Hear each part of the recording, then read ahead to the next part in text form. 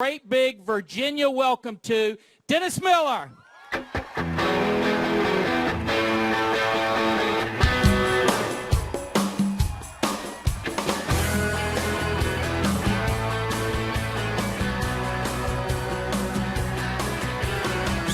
coming up over New York City. School bus driver in a traffic jam. I was going to sing Proud to be American, but shockingly, Lee Greenwood beat me to it. Nice to be here. Didn't the Mets used to have a team here? Tidewater, didn't they play? Yeah, AAA. All right, it's the majors today. We've got Mitt Romney here. I was just backstage in the holding room. I had the worst cup of coffee I've ever had in my life. I said to the lady, "What's with this coffee? It's so old and bitter." She said, "That's just Joe being Joe." And woo! I kid. Now, somewhere back there is a nice lady who made the coffee. That was all a joke. Didn't happen. I just wanted to put it into Biden a little. Coffee was great. Biden never shuts up. It's just occasionally you have to hood him like a falcon so you can get some sleep.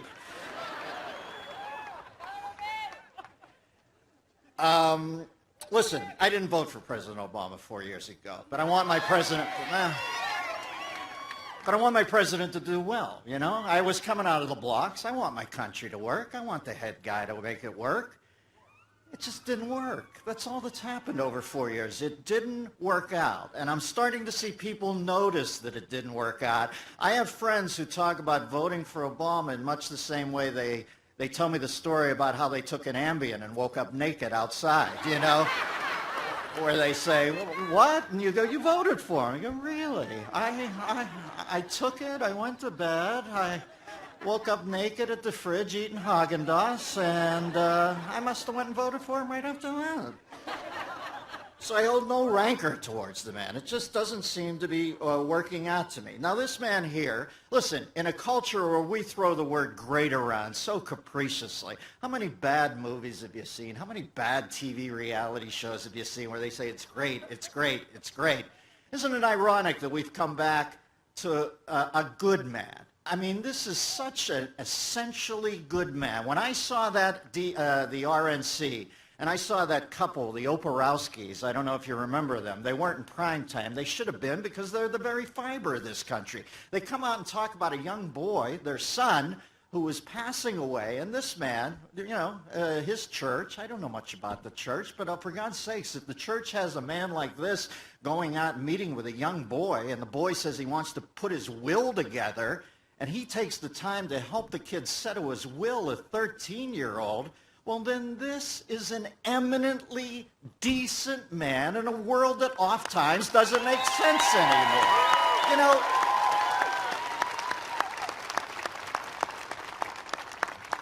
listen, if we're going to start demonizing men like Mitt Romney, as our current political climate seem to dictate, we have fallen through some cosmic wormhole that I'm not sure we can recover from. This is a good man. I happen to think that the American dream is now in the hands of daydreamers. I want somebody to quit doodling in the margins. I want to move it into the center of the page. I want column A, I want column B, and I want somebody who can balance the two columns.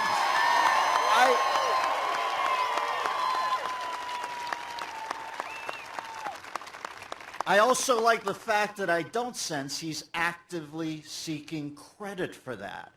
He's one of those guys who seems to like to fix things.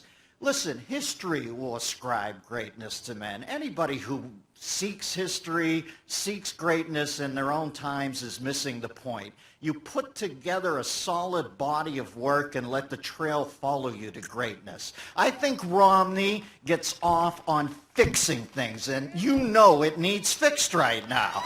Listen.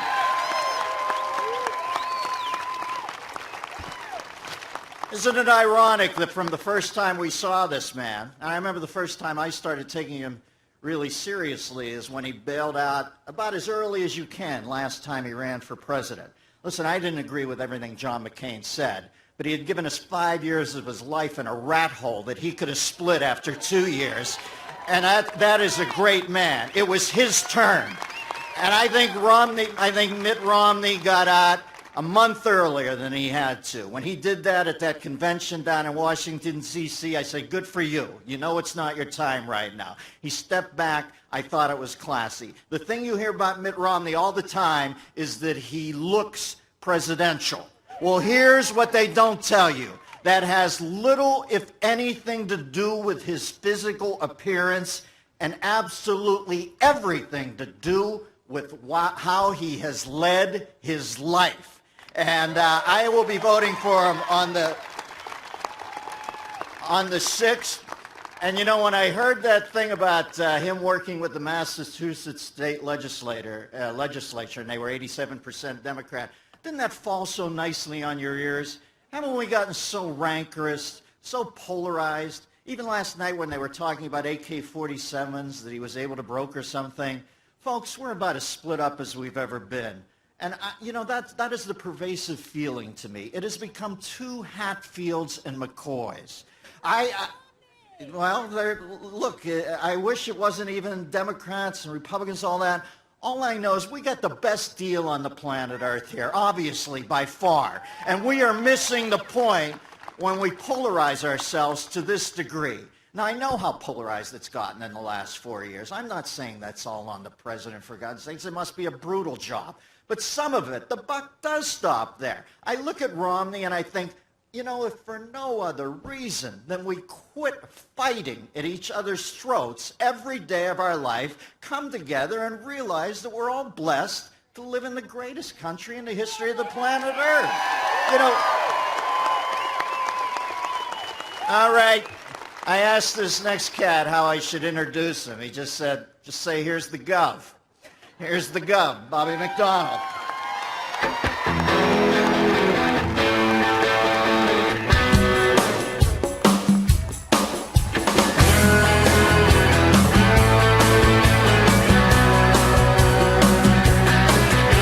Sun coming up over New York City. School bus driver in a Good afternoon, Chesapeake.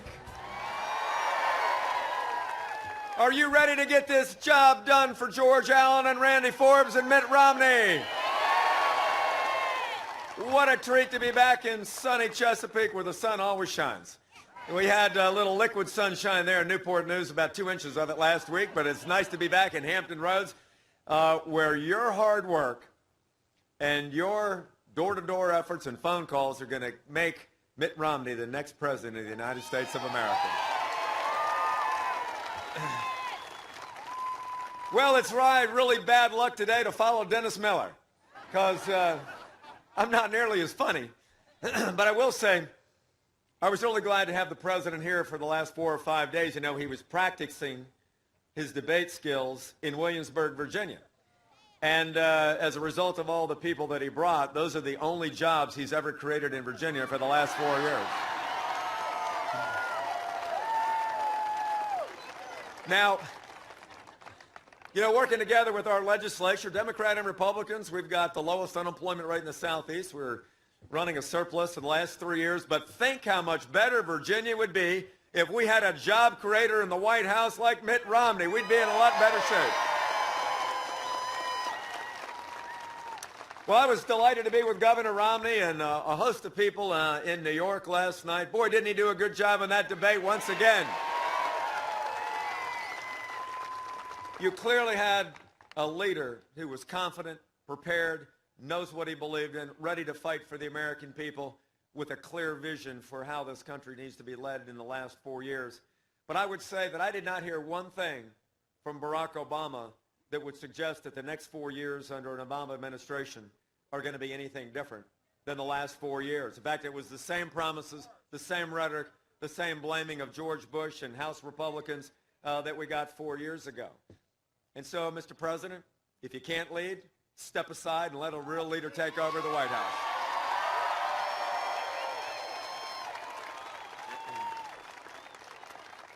And I thought what we saw last night was this tremendous contrast in the visions of the two men on the issues that matter.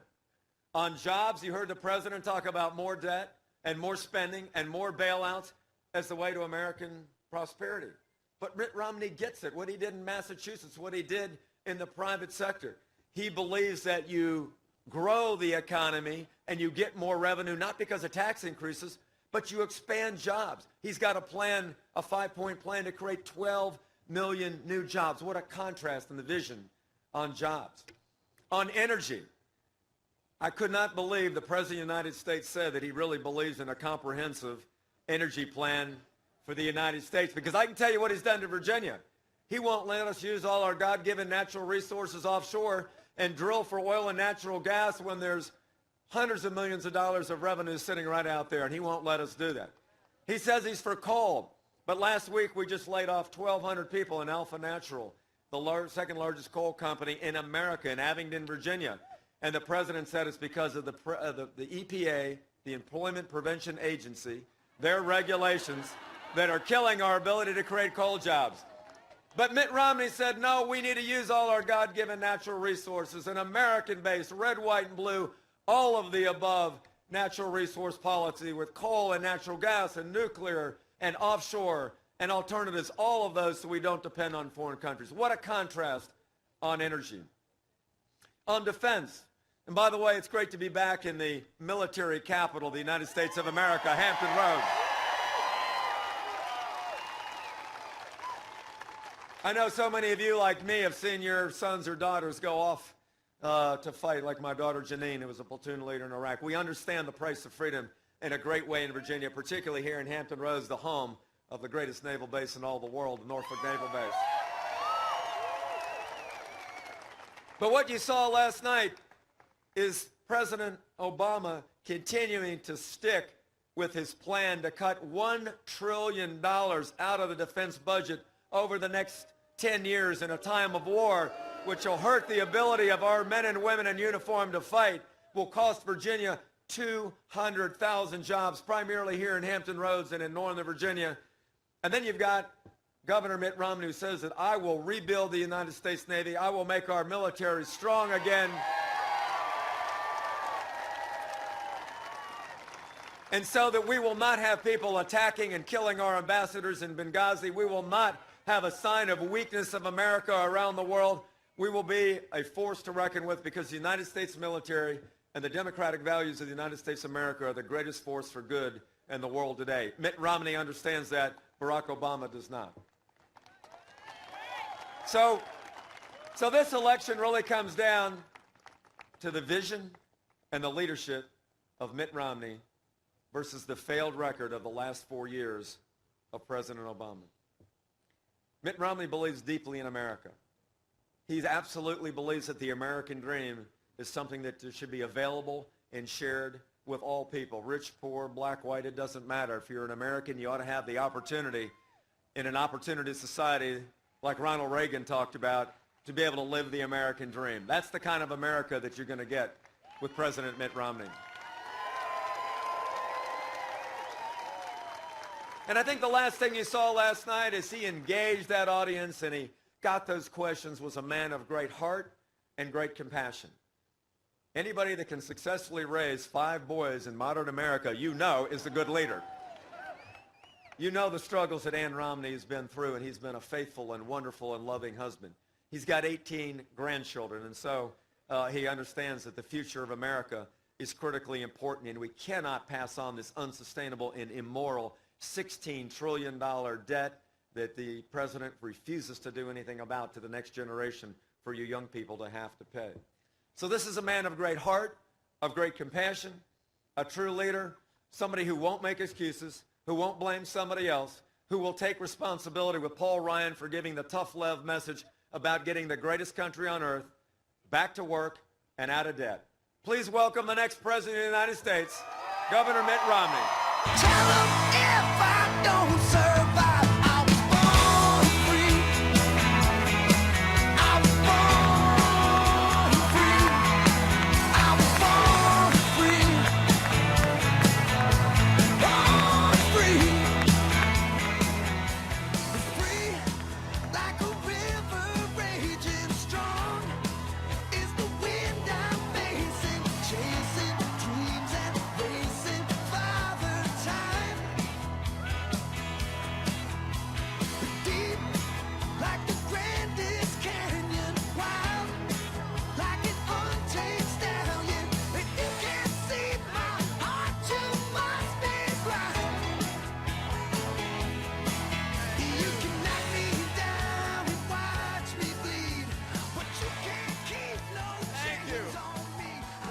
Chesapeake, Virginia, welcome. Thank you so much for your warmth and hospitality.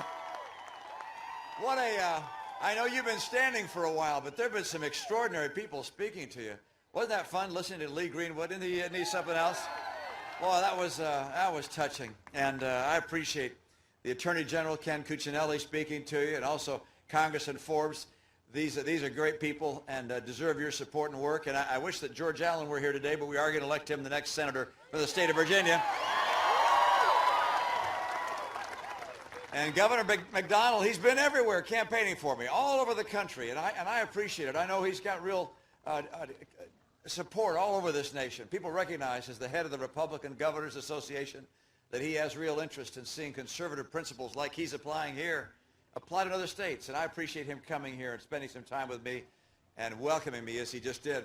And yeah, quite a guy.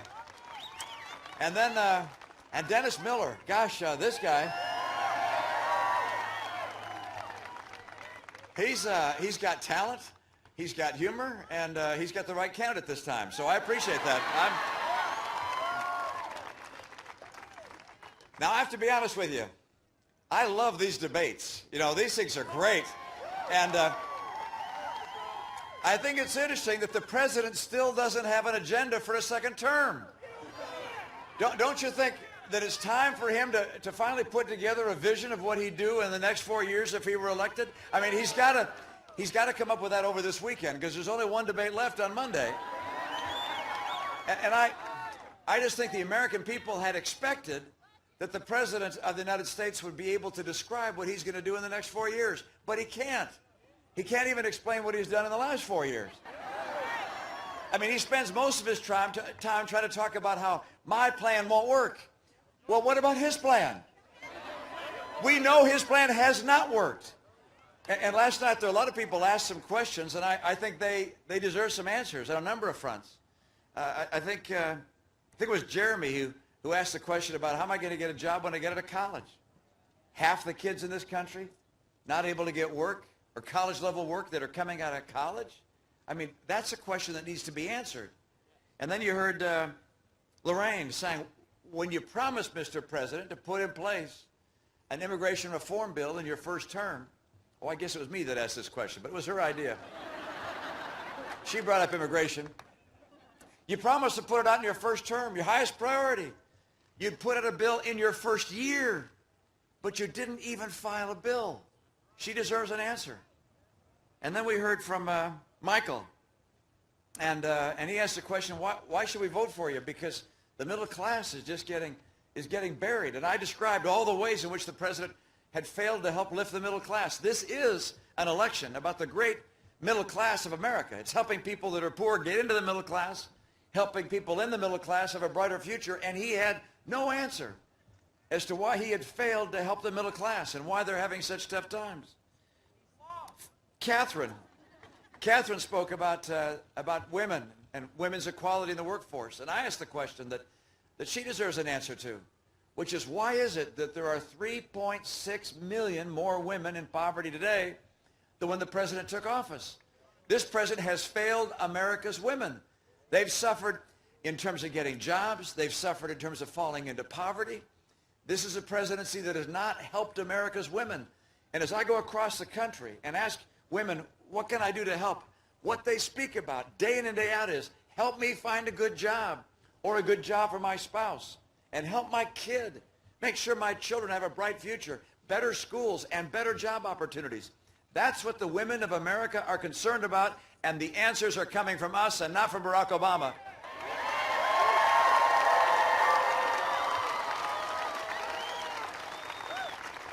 And let me mention Philip. Philip was the first questioner of the night, you may recall, and he asked a question about the gasoline prices. And I pointed out they'd gone, well, from roughly $1.86 a gallon when the president was elected to $4 a gallon. And Philip wanted to know why they've gone up so much. And the president's answer, you remember this? He said, well, the economy has gotten stronger. Now, on that basis, when we have a real recovery, he would suggest gasoline prices are going to go up to $6 or $8. Is that what he's saying? I mean, this was the most classic of the non-answers of the night. I think it's pretty clear that when it comes to his policies and his answers and his agenda, he's pretty much running on fumes. And the American people want some real answers and a real agenda, and that's why Paul Ryan and I are going to become the next president and vice president of the United States.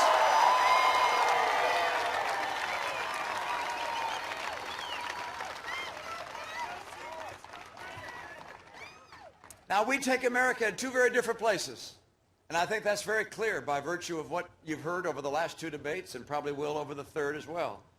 One is that the president will put an America in place that has about $20 trillion in debt, killing the American dream for your kids. If I become president, I'm going to take the action to make sure that we cap our federal spending, we limit federal spending as a percentage of our total economy, and we finally get America on track to a balanced budget.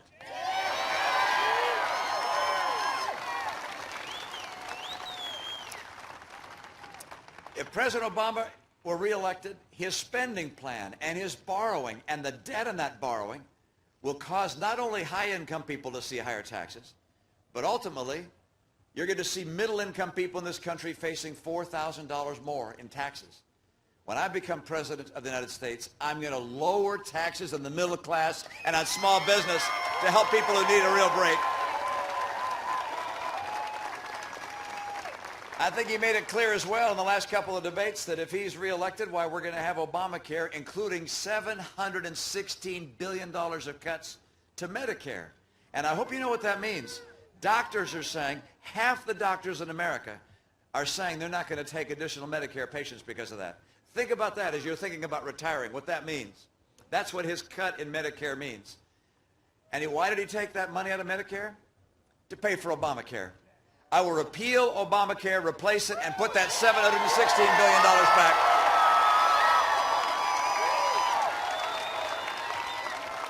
And then there was his jobs plan, or lack of a jobs plan. He just keeps on saying what he said before. We need a stimulus. We need to hire more government workers. There's nothing wrong with working in government, but hiring more government workers doesn't get the private sector growing and put people to work.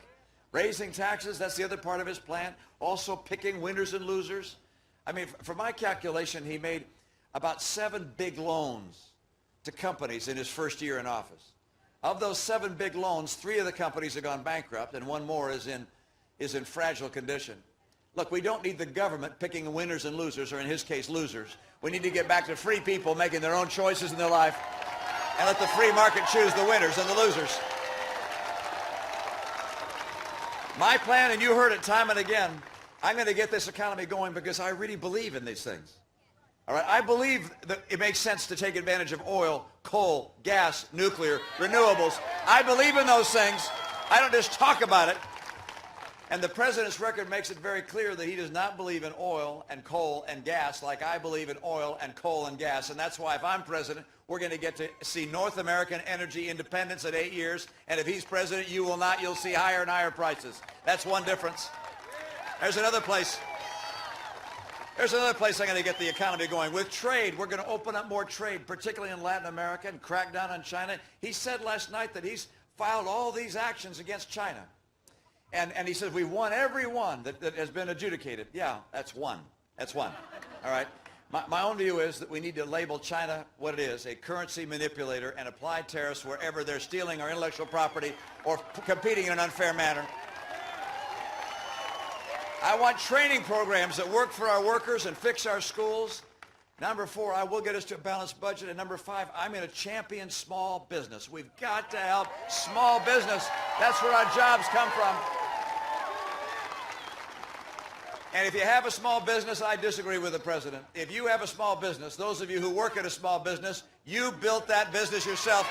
Government didn't build it for you.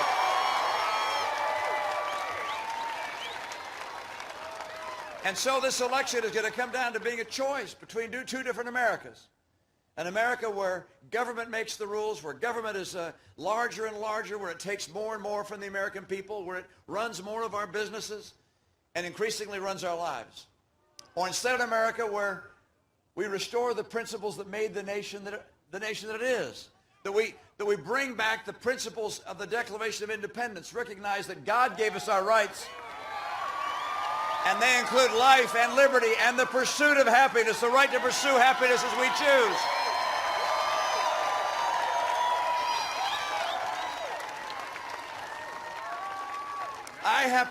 Look, we all value and respect our government and the work that government has to do and recognize its role in our society, but its role is to help encourage free people and to allow dreamers to reach for their dreams, to provide education so opportunities there, to keep the burden of government from being too large, to keep it from smothering enterprise and freedom and opportunity. The president doesn't understand the power of the American spirit, I don't think. In some respects, he says he loves free enterprise, but he thinks government somehow has to get in there and pull all the strings. Government needs to encourage free enterprise, but then let the people pursue their own dreams, pursue their own visions, pursue happiness as they know it. And I know something about the greatness of the American spirit. I'm convinced that despite all the challenges we face, the debt and the joblessness, the challenges we face around the world, schools that are not performing as they should, all those challenges I'm convinced are going to be overcome not by government, but by the American spirit, by free people doing what needs to be done to make America stronger. I've seen the spirit of America throughout my life. One of my favorite experiences happened a number of years ago that just cemented again in my mind the great qualities of the human spirit that are seen day in and day out in American citizens across this country. I happened to be at a Boy Scout Court of Honor. And a few Boy Scouts here, Boy Scouters here, all right. And I was seated up front at the Formica table, and there was a flagpole next to it with a flag on it, and the person speaking at the microphone was a fellow from Monument, Colorado. And he said that when he was back in Colorado, that the Boy Scout troop that he was responsible for wanted to have a special flag. And so they purchased a flag with gold tassels around it, and they had that flag flown above the Capitol. And when it came back, the boys said, I wonder if we could have our flag go on the space shuttle. They contacted NASA and said, we've got this special flag for our Boy Scout troop. Would you take it up on the space shuttle? Space is at a premium in space, you know, so I'm sure they were kind of reluctant to take souvenirs for Boy Scout troops, but they said, okay, we'll take your flag. So they put it on the shuttle, and he said, you can imagine how proud our boys were to be sitting in their home rooms at school and to watch that shuttle launch and to say to their friends, our flag's on the shuttle. And then they saw it explode in the air. And he said he called NASA, and he said, have you found any remnant of our flag? And they hadn't. He said he called every week for months. Have you found something from our flag? Nothing, nothing. And then he said in about September, this was about half a year or 3/4 of a year later, he's reading an article in the paper that describes some of the debris found from the Challenger disaster. And on there it mentions something about a flag. So he called NASA again, and they said, in fact, we have found something we'd like to present to you. And so NASA and the Boy Scout troop and their parents all came together for a presentation. And they handed the Boy Scouts a little plastic container. And they opened the container, and inside was their flag in perfect condition.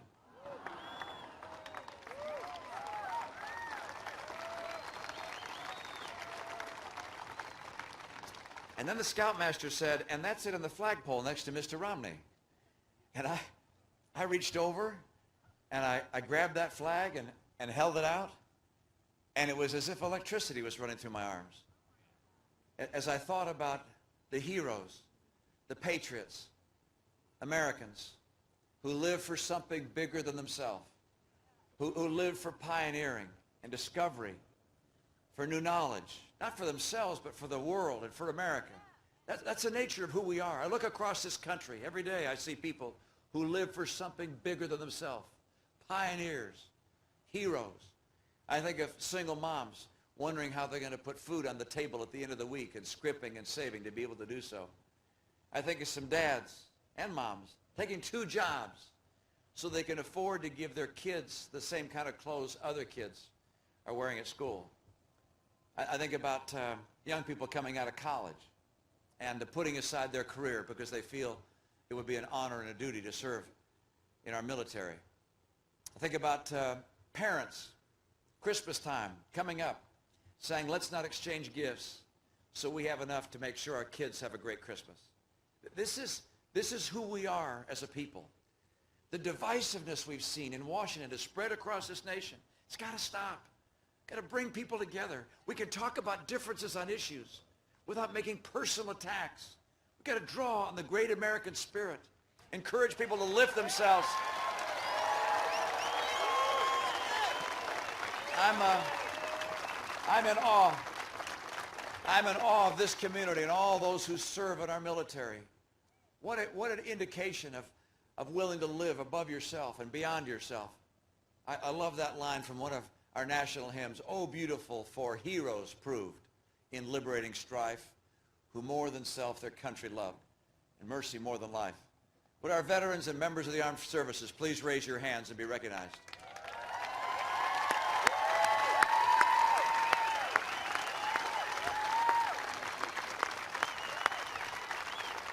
A great military town. 20 days. 20 days. We decide what kind of an America we're going to have. 20 days we decide how much debt we're going to leave to our kids. 20 days we decide if we want a real recovery or not. 20 days we decide whether we're going to fundamentally change America into something we wouldn't recognize or restore to America the principles that made us the hope of the earth. I'm counting on you. We have 20 days. I'm going to do everything in my power to get America back. I need your help. I thank you for being here. Get out and vote. Get your friends to vote. Let's take back this great country. Let's restore what makes America, America. Thank you so very much. Great to be with you. Thank you.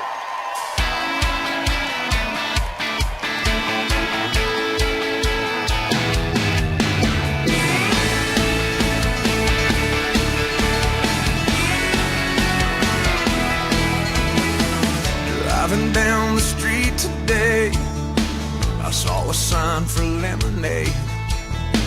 They were the cutest kids I'd ever seen in this front yard. As they handed me my glass, smiling, thinking to myself, man, what a picture perfect postcard this would make of America. It's a high school prom, it's a Springsteen song, it's a ride in a Chevrolet.